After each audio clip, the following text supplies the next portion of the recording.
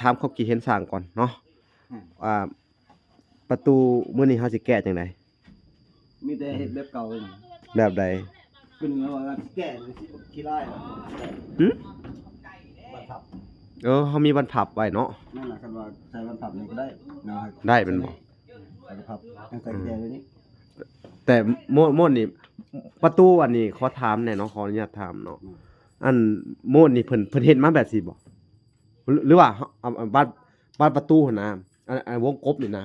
เพิ่นเฮ็ดมาเพื่อปิดเปิดข้างนอกบ่หรือใด เบิ่งข้างนอกแล้ว ถ้าเกิดปิดเปิดข้างในเนี่ยมันต้องสั่งแบบใหม่บ่บานประตูนี่ ก็สิแม่นน่ะ ฮะ ต้องสั่งใหม่ๆนะ ต้องสั่งแบบใหม่เนาะเออ สร้างตัวนี้ใหม่ วงกบนี่ใด แม่น อ๋อ ต้องเปลี่ยนใหม่หมดเสียวันนี้เสียหายหมดกองเพื่อเอาใส่เสีย ยานมันไป ตัวแพงแน่ล่ะเปลี่ยนใหม่ ก็หลอกมันอยู่นอกแล้วเนาะเพิ่นเฮ็ดมาเฮ็ดไปที่เรียบร้อยเนาะอ๋อแต่ว่าถ้าเฮาสิเฮ็ดไปแบบปิดเปิดในมันต้องมีบานประตูแบบนึงอีกเนาะ นึงอีกนะ อ๋อมีต้องวงเปลี่ยนวง เปลี่ยนวงกบแบบใหม่อีกเนาะ เออ เปลี่ยนวงอุ้ย ใหม่ บานปลายเลยเนาะพี่น้อง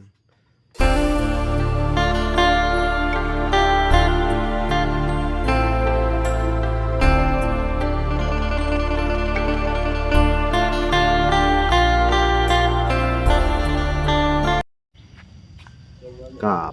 สบายดีพ่อแม่พี่น้องเบิดสู่คนเนาะก็ยินดีเข้าสู่ช่อง YouTube เว้าหลาสายบุญคุณธรรมคือเก่าเช่นเคยพี่น้องเอ้ยเนาะทักทายสบายดี FC ทางฝั่งไทยและ FC ทางฝั่งลาวและ FC ทางต่างประเทศนำเด้อพี่น้องเอ้ยเนาะกับสบายดีพ่อแม่เนาะที่อยู่ทั้งเมืองนอกเมืองนาพี่น้องเอ้ยที่รับชมเว้าหลาอยู่เนาะมื้อนี้ก็พบพ่อกับอีกมื้อนึงพี่น้องเอ้ยทางบ่ล่ะก็ยังอยู่ในบ้านในเฮือนของอันไอ้แก้วเพิ่นอยู่เนาะมื้อนี้ก็หลังจากที่ว่ามื้อวานนี้สร้างเพิ่นก็ได้หยุดเนาะเพิ่นก็บ่ได้มาเฮ็ดเวียกเฮ็ดงานเพราะว่าเพิ่นก็ท่าแป้นพี่น้องเอ้ยทางบ่ล่ะก็ได้สั่งแป้นไปแล้วมื้อนี้เนาะจังได๋ก็เพิ่นก็โทรมาหาบ่ล่ะแล้วว่าจะได้มาส่งแป้นในมื้อนี้ทางสร้างเพิ่นก็มาเรียบร้อยแล้วมื้อนี้ก็สิให้เพิ่นอันมาแก้แบบประตูพี่น้องเอ้ยเพราะว่าทางอันผู้ใหญ่หรือว่าทางแม่เพิ่นได้บอกว่าให้แก้แบบพี่น้องเอ้ยว่ามันสิเป็นจังไดเนาะพี่น้องเอ้ยก็เฮาสิให้ทุกคนไปติดตามและรับชมนํกันเนาะเพราะว่าทางสร้างเพิ่นก็สิได้เฮ็ดมื้อนี้แหละเนาะวิธีแก้แบบแล้วก็เบิ่งกัดแก้แบบแล้วก็เบิ่งเพิ่นอันเฮ็ดลูกติงเนาะไปสอบถามว่ามันยังขาดหรือจักอันแน่เนาะพี่น้องเนาะบ่ล่ะก็สิได้ให้ทุกคนไปติดตามและรับชมนํกันเนาะเขาก็ยังอยู่ในเฮือนไอ้แก้วนี่แหละยังบ่ค่อยได้ไปไสพี่น้องเอ้ยเนาะเอาโอเคจะให้ทุกคนไปอัปเดตและรับชมนํกันเนาะก่อนสิไปรับชมคลิปนี้เนาะทุกคนเนาะฝากกดไลค์กดแชร์กดติดตามช่องเบาหลาสายบุญคุณธรรมไว้เนาะพี่น้องเนาะเพื่อเป็นกำลังใจให้ทางเบาหลาเนาะสู่ต่อไปแล้วก็ทางไอ้แก้วเพิ่นได้สู่ต่อไปเนาะเอาพี่น้องเอ้ยเนาะตัดภาพมาอยู่ทางอันเฮือนไอ้แก้วพี่น้องเอ้ยทางสร้างเพิ่นก็หยุดเมื่อวานเนี่ยกลับมาเป็นที่เรียบร้อยเนาะโอ้สบายดีเด้อสร้างสบายดีเนาะกินข้าวกินปลาแล้วบ่มื้อนี้ กินแล้ว บรรยากาศยามเช้าๆพี่น้องเอ้ยเนาะสิมาอัปเดตเนาะการแก้ประตูอันให้ทุกคนอันเบิ่งกันพี่น้องเอ้ยเนาะแต่ถามเขาคิดเห็นสร้างก่อนเนาะประตูมื้อนี้เฮาสิแก้จังได๋ มีแต่เฮ็ดแบบเก่าเลย แบบใด เป็นว่าแก้ขี้ร้าย หึ บัดทับ เฮามีบรรพับไว้เนาะ นั่นน่ะคันว่าใช้บัดทับนี่ก็ได้นะ ได้เป็นบ่ ใส่บัดทับยังใส่แก้ไว้นี่ แต่โมดนี่ประตูอันนี้ขอถามแหน่เนาะขออนุญาตถามเนาะอันโมดนี่เพิ่นเฮ็ดมาแบบสิบ่หรือว่าบ้านประตูหั่นนะอันวงกบนี่นะเพิ่นเฮ็ดมาเพื่อปิดเปิดข้างนอกบ่หรือใด เบิ่งข้างนอกแล้ว ถ้าเกิดปิดเปิดข้างในเนี่ยมันต้องสั่งแบบใหม่บ่บานประตูนี่ ก็สิแม่นน่ะ ฮะ ต้องสั่งใหม่ๆนะ ต้องสั่งแบบใหม่เนาะเออ สร้างตัวนี้ใหม่ วงกบนี่ใด แม่น อ๋อ ต้องเปลี่ยนใหม่หมดเสียวันนี้เสียหายหมดกองเพื่อเอาใส่เสีย ยานมันไป ตัวแพงแน่ล่ะเปลี่ยนใหม่ อันนี้ก็ มันสิแก้ จุดประสงค์ของแม่ๆเพิ่นเนาะเพิ่นก็อยากให้แก้เนาะแต่ว่ามันบ่งามเนาะ บ่งามอีกแล้ว บ่งามเฮาก็ ก็ต้อง เวลาเฮาใส่ตัวล็อกนี่ก็ โดย ขี้ไล่ตัวล็อกนี่ โดย เพราะว่าล็อกนี่มันได้อยู่ โอ้มันต้องใช้งบอีกบ้านปลายเนาะ มันต้องซื้อไม้ตัวนี้นะ นั้นฉากะเ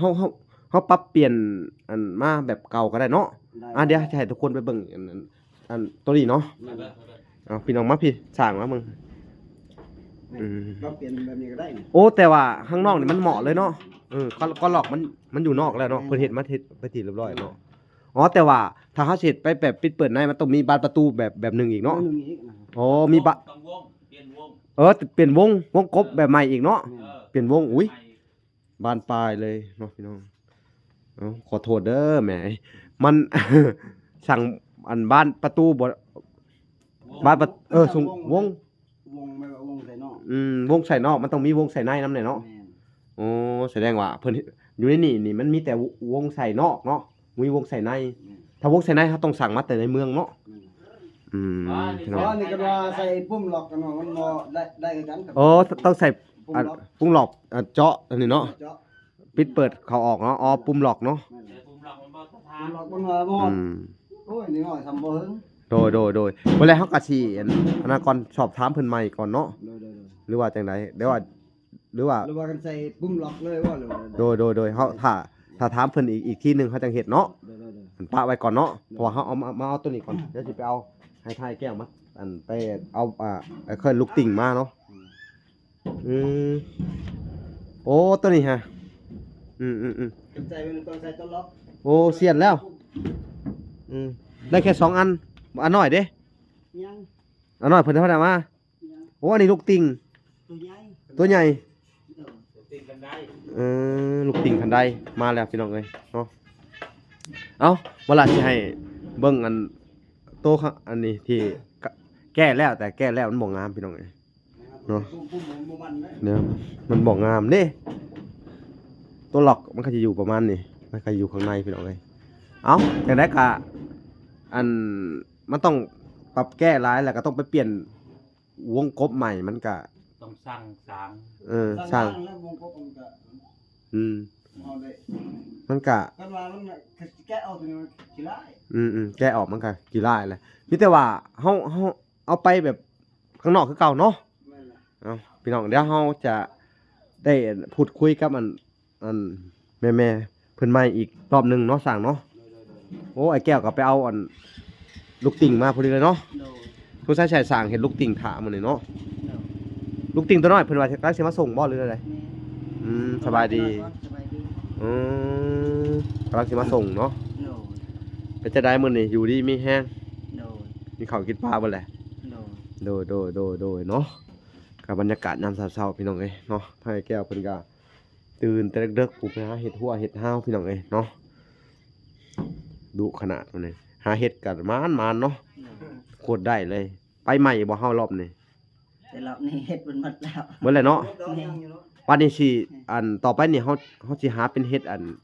ละโงงนะถ้ามันแดดๆสิเนาะมันสิเริ่มออกเนาะถ้าแดดๆแล้วมีฝนตกมาเห็ดละโงงออกแล้วกำลังเป็นไข่เนาะ โดย เขาว่าหน้าเห็ดละโงงนี่ก็หลายขนาดเนาะ ลาย ทางบ้านเจ้านี่ได โดย อ๋อ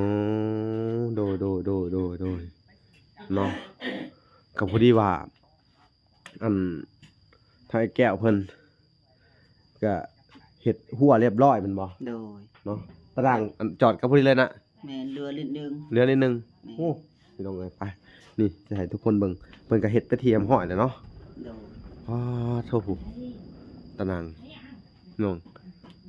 แล้วพอดี แล้วพอดีเลยแมันบ่ โดยเรือในหันเรือนิดนึงของเก่าเลยนะวันนี้ โอ้เหลือของเก่า โดยหลักเรืออันนึง โดยเนาะกะ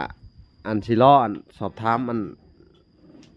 แม่เพิ่นก่อนพี่น้องเอ้ยแม่เพิ่นก่อนเนาะกันจะสร้างเพิ่นรอแป๊บหนึงแล้วสร้างเด้อ โดย เนาะเดี๋ยวเฮาก็สิได้ให้เพิ่นเบิ่งนํกันนะเนาะก็เพราะว่าไอ้เพิ่นมักแบบปิดเปิดข้างในเนาะเฮาก็สิอธิบายเพิ่นฟังกันอีกหน่อยหนึงเนาะพี่น้องเอ้ยเนาะนี่ทางสร้างเพิ่นก็เป็นได้สร้างผักเมื่อวานไปเที่ยวชายวัน ก็บ่ได้ไปสายอยู่เอื้อนนี่แหละ อ๋อคือเราไปถ่ายไห้ถ่ายหน้า ซักเสื้อผ้า เสื้อผ้า ตาจังไง ถ่ายแล้วบ่ นะ ไปแล้วนะอยาก อื เอา มจ้างเอา อืม อืม ราคาก็มีครบ โดยเนาะ ครบแล้ว อืม ถ้าได้ดำคา โดย ยาวก็ได้ดำแล้ว เออ ถ้าแต่ดำเนาะ เรียนน้ำวง อืมก็ถือว่าก้ายาวเติบเลยเนาะ กำลังออกประมาณนี้เลย โดย น่าจะประมาณนี้น่าจะได้ดำเลย โอ้พ้นตกอีกรอบนี้ได้ดำเลยเนาะ ฝนตกอีกรอบหนึ่งก็น่าจะได้ดำเลยแหละ อื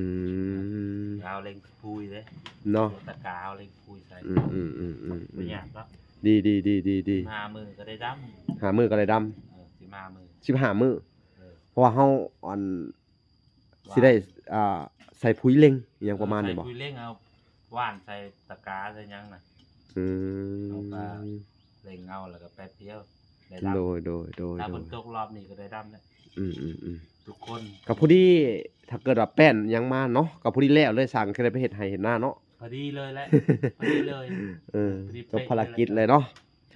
กะทางไอ้แก้วเพิ่นก็ยิ้มแย้มแจ่มใสเฮือนสิแล้วพี่น้องเอ้ย เดือนที่แล้วเลย เรียงดีมกดีใจที่ได้ขึ้นเฮือนใหม่บ่ เดือน อื ให ม ม่ กะอดรอเอาถาแป้นมามื้อนี้แหละเพิ่นจะว่าสิมาเนาะ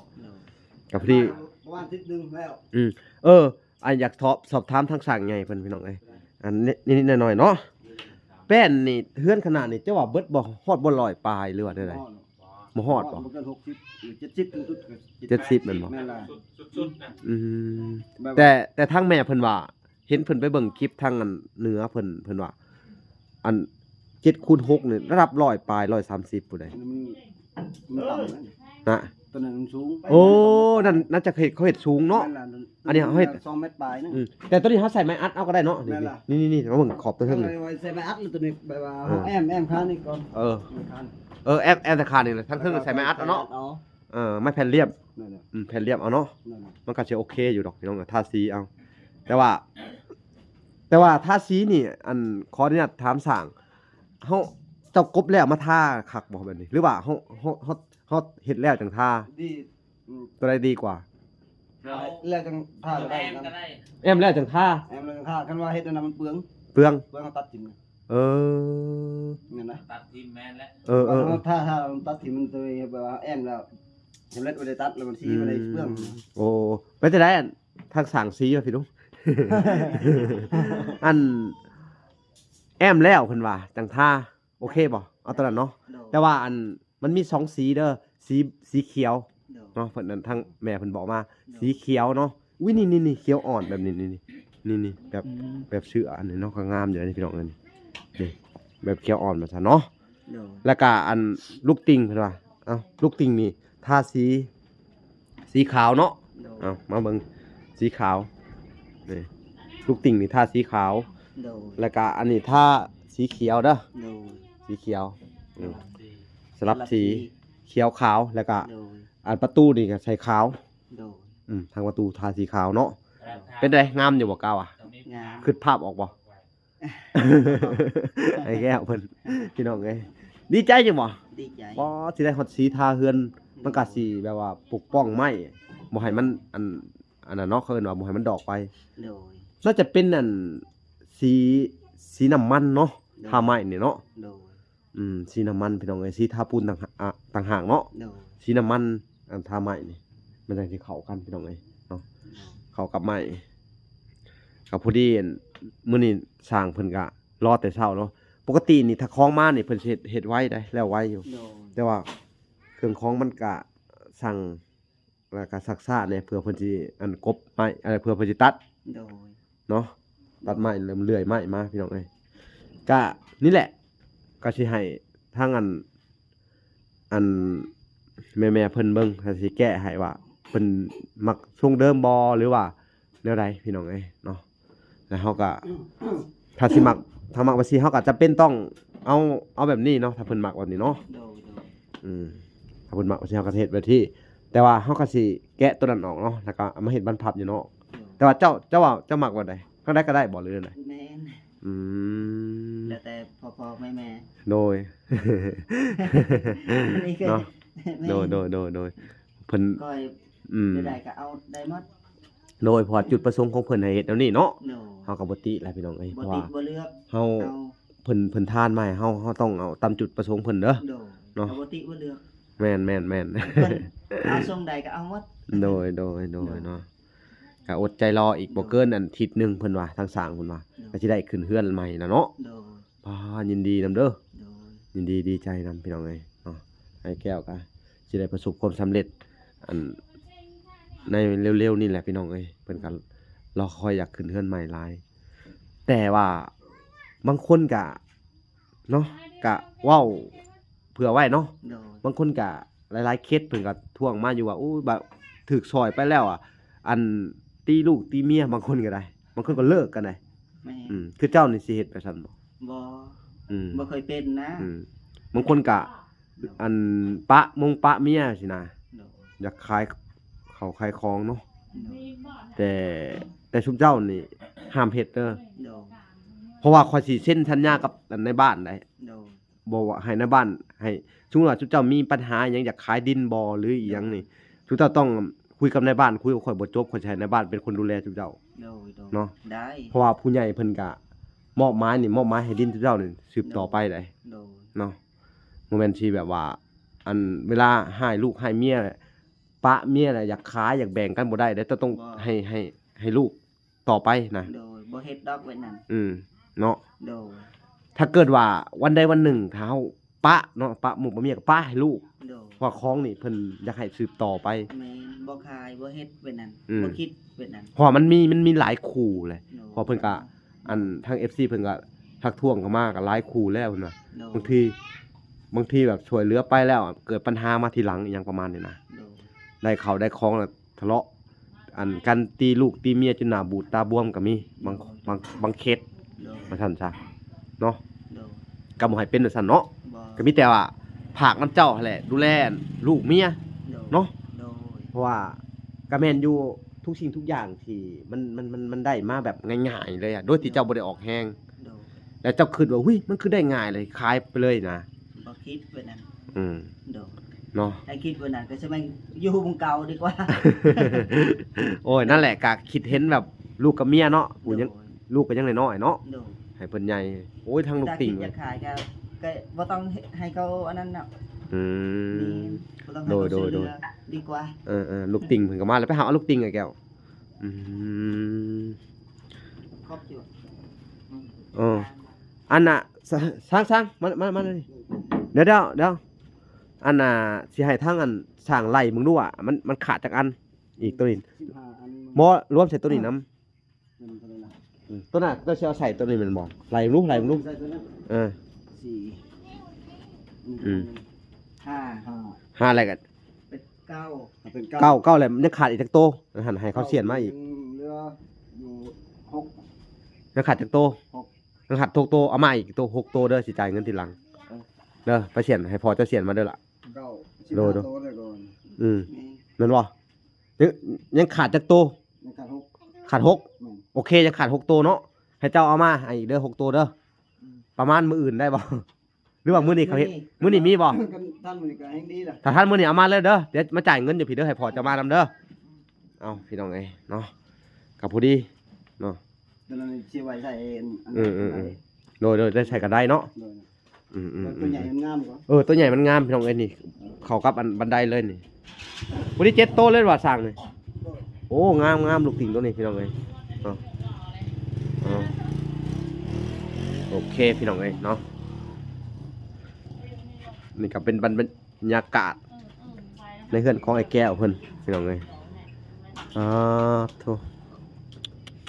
เข้าคล้องกับผู้ระยุ่งระยังสำขึ้นเฮือนใหม่พี่น้องเอ้ยมีผมอีกนี่เนาะอดเอาก่อนสร้างจะได้กบอยู่ดอกไม้เนาะเขากำลังสิมาส่งได้ให้โทรตามอีกรอบหนึ่งเนาะ เอาอื่นละครับว่ามันก็บ่ยากหรอก เรื่อยๆมันบอก เรื่อย สรุปแล้วได้กล้าหรือยังเจ้าสร้าง ยังแล้วยังบ่ได้คน อืม ล้างยังทันได้ เรา เรา คน ได้ ใด แล้ ก็ ว อืม เราเรียบร้อยมีท่าดำหมดเลย อืม ท่ายาวมาดำเลย โดย เพราะว่ามันเป็นโน่นทางนั้นมันมีน้องสะดูชายดาว อันนี้เขาเอิ้นว่าดำนาโนนของแท้เนาะ แมน นาโนนของแท้ นาโน่นทางคน ดำนาโนนเนาะ ว่ามันอยู่แคนเซ่ อ๋อของเจ้าแคมเซ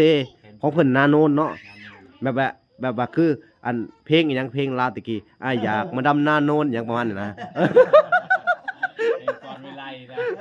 ก็ไม่ได้หรอก ก่อนวิไล อันร้องกับเพลงร้องให้ฟังดูหะ จะได้ลองเพลง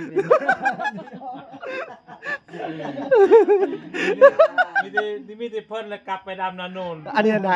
เพิ่งมาตอนเช้านี่ เพิ่นมาตอนเช้าแต่ดึกเพิ่นดำกลางคืนแล้วดำนาโนนแล้วมาแต่เช้า อ้ายอยากมาดำนาโนนหยังประมาณนี้บ่ ประมาณนั้นแหละ